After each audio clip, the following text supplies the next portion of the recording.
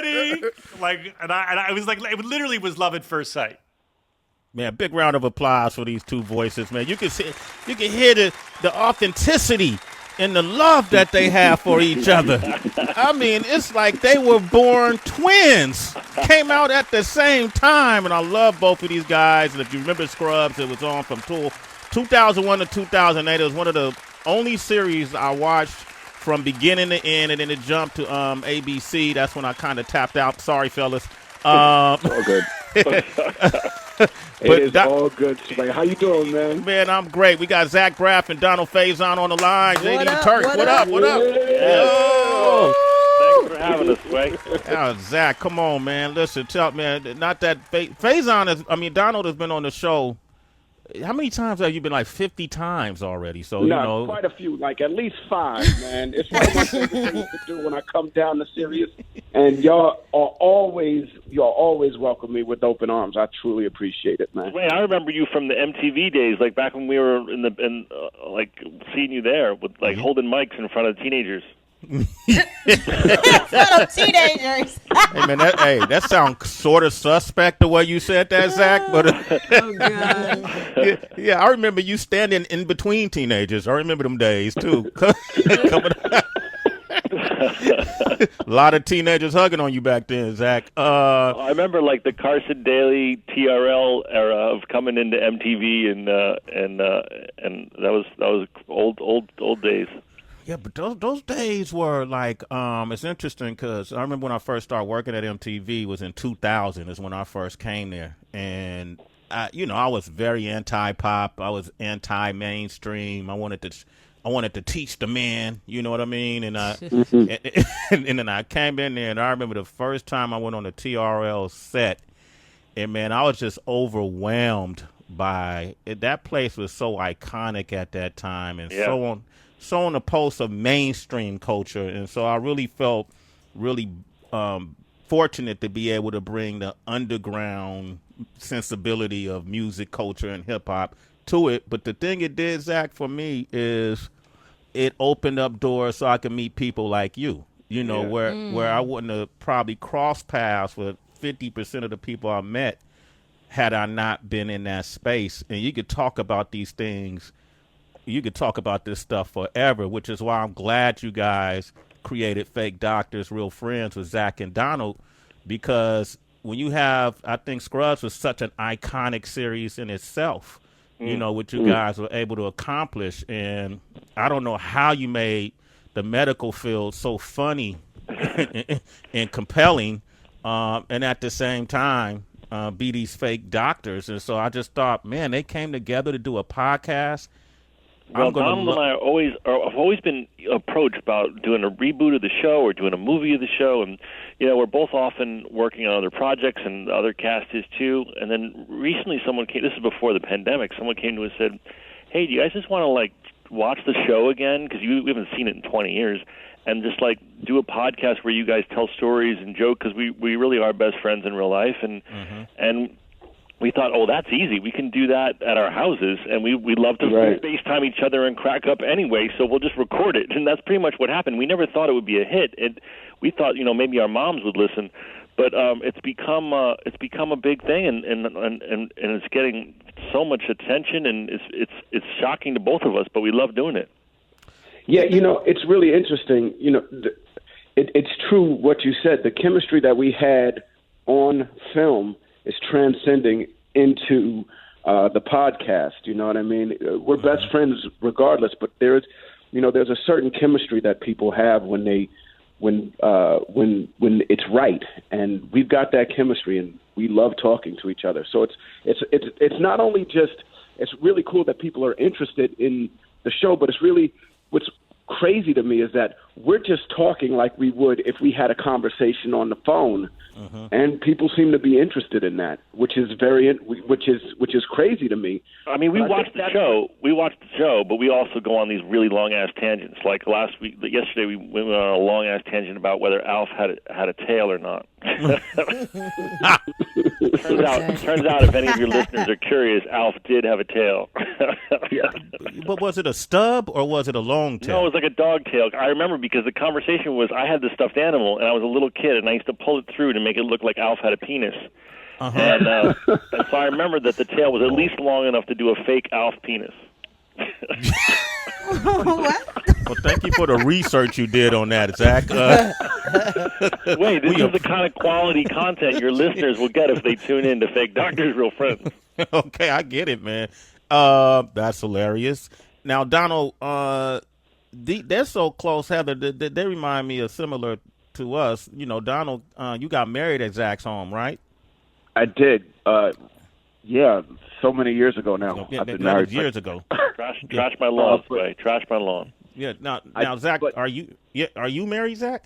No, I have a girlfriend, but I'd like to be married one day. But you know, I was one of Donald. I was one of your best men, right? Not the. You were my You were my best man, and then my brothers were. His brothers tried to get in on my action as best man. Right. They were part of the party. I'm gonna keep it 100 with you though. When the bachelor party came up, Zach, you were nowhere to be found. But I will say this: you did let me do the party at your house. But when the bachelor party came up, somebody else threw the bachelor party for me. Which I don't remember. Was weird, but whatever. We had a huge party at my house, and it was incredible. And our friend Randall, who's one of the producers of the show, married them, and it was beautiful. You married them? It was beautiful. Their friend married. Their friend. Yeah. So one of the producers of Scrubs, who was actually on the episode that just dropped today. Yeah. He married my wife and I at Zach's house. The party was dope. It was like Southern meets Soul, and so we leaned into it where we had chicken, we had Southern fried chicken, we had waffles, we really leaned into the curve. Like we were trying to make it as Southern as possible and as soul food as possible also. So we had a gospel choir. We had a gospel choir singing. We had we went all in. My neighbors loved it. Who paid for this? The neighbors did love it. Well, I did. Okay. I was going to say, man, you a good friend, Zach, if you paid for that. No. Wait, don't. I'm trying to be friends. I just donated the land, that's all. Yeah. Shit, I was going to be your Donated friend. the land. I was going to start talking shit about Donald and cut in on his action. You can't get between us. You'll never separate us. Okay. That's what's up. Sway, how are they alike? Is Donald stressing Zach to get married like I be doing you? Because I'm like, what are you doing? What you waiting for? Is that what you getting to?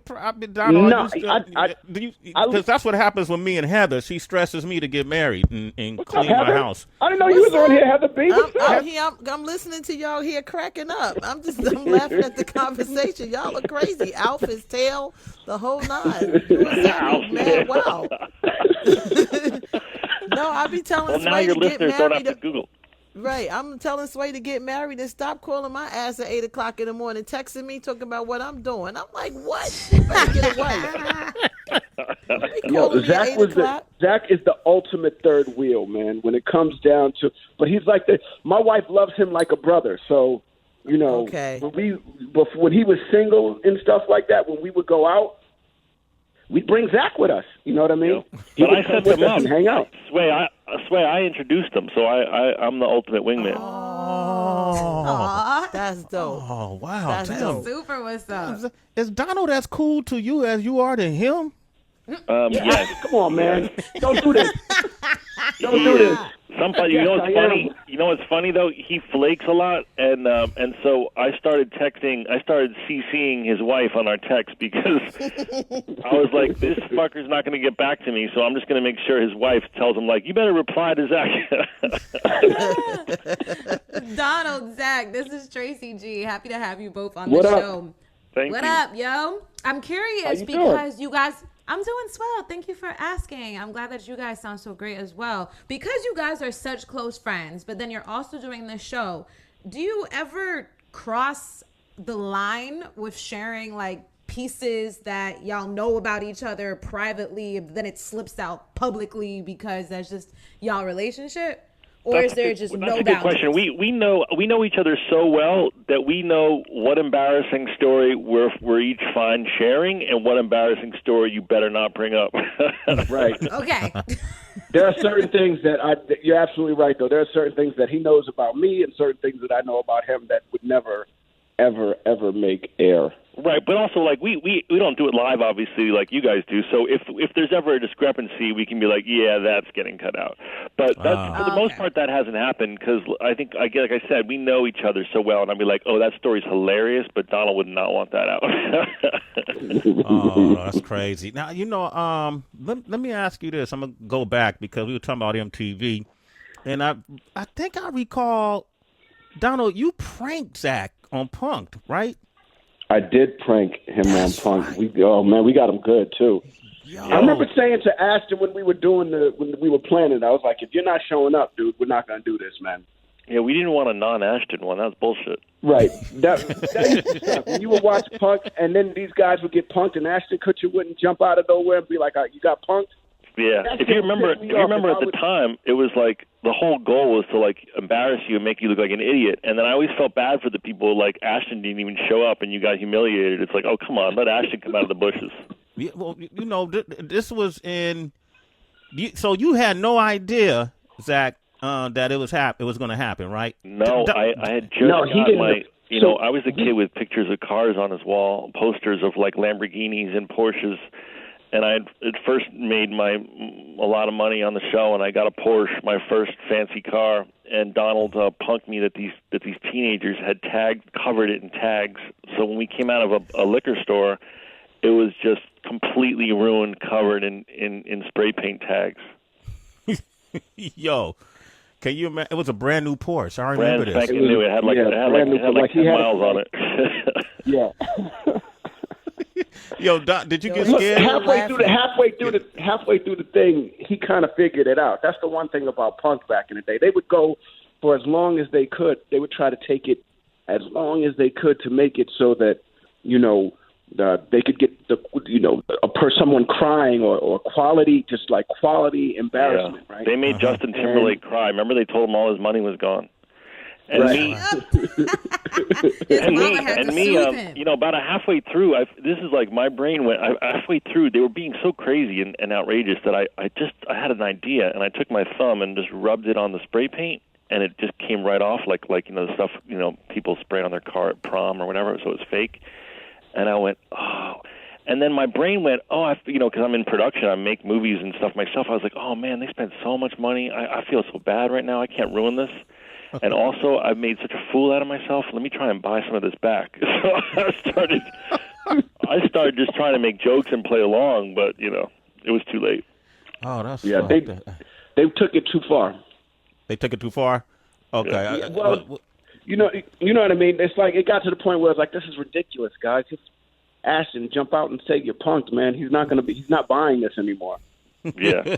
Well, at one point, the reason I finally got clued in was the guy said to me, the guy at the parking lot attendant goes, if you can afford to have a car like this, you probably should be able to fix it.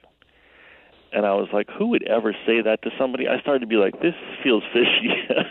Wow. You hear that shit? He was a hater. Okay, I remember that. I love this. We got Zach is here and Donald are here, and they got the new podcast, which is now I'm really going to sit back and make sure I listen to every single episode that you guys are doing this because you guys sound so natural on it. Zach, I want to ask you another question. Was it Garden State? You wrote and directed Garden State, right? Yes, sir. Yeah, I wrote, directed, and started it in 2004. It came out. And then you won a Grammy for the soundtrack. Yeah, I won a Grammy. I beat out Tarantino. Ever heard of him? Yeah, that guy. Yeah, he's done a few movies. You could have, because that was like right in the middle of Scrubs. You could have easily decided, man, you know what? I'm gonna start shying away from this and start really focusing on that. Were you ever tempted to leave Scrubs during that time when all this stuff was no. First of all, I mean, I loved the show, first and foremost. Secondly, I was under contract. and thirdly, I was making a lot of money. So all three of those, that never occurred to me to try and leave. Okay. And so it was, I loved it. It wasn't like, some people want off their show because they're not happy. These were all my best friends. It was the best job ever. I couldn't believe it. And then Garden State, I never thought, I thought it was my first movie. I didn't think anyone was going to see it. I thought, it would do okay. And then when it blew up, I was a little shocked. I wasn't even prepared to know how to handle it. And some filmmakers have like 3 movies ready to go. They were like, holy shit, this is huge. What else you got? And I was like, that's the only thing I've ever written. So I think it was good that I had more time to figure out what would be next for me. I wouldn't have left and tried to make more movies right away. Okay, Zach Braff is here, man. Donald Faison is here too. Fake Doctors, Real Friends with Zach and Donald. I'm trying to, Donald too. I was thinking because we got a member of our show that looks just like Gregory Hines. And, right on. Yeah, and I always liked the late great, and then great for real, the late great Whitney Houston. You know what I mean? And you got a chance to star with these folks and Waiting to Excel. And I remember the table read because all I knew was that Forrest Whitaker had cast me in this movie, and that Angela Bassett was in it, and this is fresh off of her getting nominated for the Tina Turner movie. Yeah. Mm-hmm. If I'm correct, I knew who she was. I didn't know who else was going to be in the movie. And I remember getting to the table read and Whitney Houston walking in and being like, "Yo, what's Whitney doing here?" Right? And and they were like, "Oh, she's in the movie." And then they had all the guys were there, but the person that I was doing all of my stuff with was Gregory Hines, and he wasn't there yet.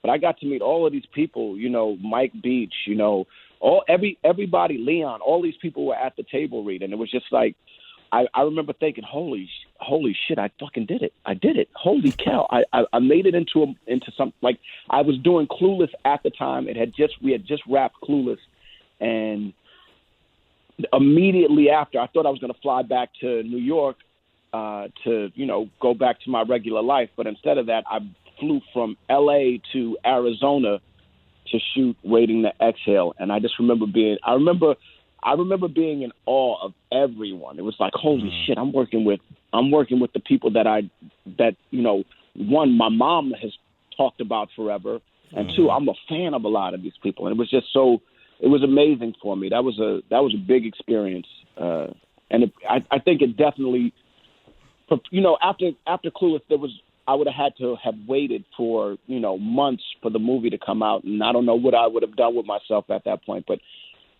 because I did 2 movies back to back, I was like, I'm staying on this path. I'm gonna try and continue to make movies or do something like this, and not go back home and just hang out with my friends. Wesley Snipes, Wendell Pierce, all these people, little Retta Devine. John Carlo Esposito. I grew up in this building in New York City called Manhattan Plaza, right? Mm-hmm. And all of these people, John Carlo Esposito was one of the tenants there. And so he would bring all of these people over to his crib, and they would go downstairs and play basketball and stuff on this big-ass playground that we had in the middle of these 2 buildings. And so Denzel came through, Michael Wright, who's since passed away, he would come, he lived in the building also, so he would play basketball with everybody. And it was just like a group of young African-American men who were on the verge of blowing up or had blown up already. And so I have a lot of mentors from the building that I grew up in who, I was in Jersey when I was shooting Emergence. We talked about this last time I was on the show, but I was in Jersey eating at a sushi restaurant, and John Carlo Esposito was like right up. He was sitting like two tables away from me, and I didn't see him. And the owner of the restaurant came up to me and was like, "Yo, John Carlo's here. He wants to. You guys should link up." he didn't really say it like that. He was like, yo, do you know that guy? And I was like, yeah, that's Giancarlo Esposito. So I went up to him, and we sat down and ate dinner together, and we talked about, you know, the industry and how I'm doing and how he's doing and how, you know, it was just amazing, you know, and none of this would have been able to happen if I hadn't grown up in the building that I grew up in. And so I'm very lucky to have had all of these people in my life growing up. So Sway, that's how he knows. Like, that's how Yolan and Misha and Alicia, like, they all grew up in the same building. That's how they all know each other. Yeah, so that's crazy, okay. Heather. Every time I talk to you, you talk about Misha, and that's my first time ever hearing you talk about Yolan and Alicia. But yeah, but that's for real. That's how I know all of these people. And then, like, Misha's gone on and she's working with her now, and you know, all of us have found a way. But it's all because of who we had as mentors when we were growing up. You know what I mean? We grew up in a building with a bunch of actors and actresses and musicians and you know, Broadway stars, and you know, so. Yeah, absolutely. That's great, man. So, what? Both you guys are telling amazing stories, and we've got about 30 stories in 20 minutes already. Fake Doctors, Real Friends with Zach and Donald. Yeah, Donald could do a whole episode on his show about that building itself. Like, that's crazy on y'all podcast. That's what we do. Yeah. We just kind of we use the show as kind of, you know, each episode is kind of a spine to kind of like try and make it through. But then we both have so many stories of our childhood, our lives together, adventures we've been on, and we just kind of, and of course the stupid stuff that makes us laugh, and we just kind of go off on these long tangents and just kind of shoot the shit for an hour and a half. Oh, that's great, man. Maybe one day we'll be able to have this conversation in person soon. You know what man, I mean? I would love that, man. You know, I don't know what's I don't know how soon everybody's gonna get back. You know, they're talking about doing it within the next month and everything like that, and we'll see what happens after that. After that, but Sway, you know, I love coming down there, man. You know, I love coming to the studio and hanging out with y'all. Oh man, you family, man. Zach, you family too. I might need to, if Heather ever get me to get married, man, I might need to borrow your house. Listen, Sway, you've been so nice to us. You can get married in my backyard. Thank you, brother. You heard it, Zach Braff. He said it. He's not joking. Heather, you be cooking all of that good stuff every weekend. Every weekend, D, I be like, it's kind of like my podcast. You know, it's my little therapy, my little hangout time. I just be cooking. I didn't know you could cook like that. Your food looks good. Thank you, D. Next time you come through, you and Zach, or we end up at Zach's house for Sway wedding, I'll bring the food. You're going to cater Sway's wedding. Right. I'll be the drunk caterer. That's really what I am. I see it's time to end this conversation. Zach Braff and Donald Faison, Fake Doctors, Real Friends with Zach and Donald. Make sure you check out their podcast, and they can find it on where can they find it at, fellas? It's on everywhere you get podcasts or Apple. You know, I listen to it on Apple Podcasts, but everywhere you get podcasts. Y'all need to put it on Pandora, man. I think it's distributed by iHeart, so you know. Through iHeart. Oh, that thing. Okay, all right. That's cool. Get it on Pandora, though. All right, thank you, fellas. Hey, give them a round of applause, man. Stay safe and be well. Thank you, man. That's amazing.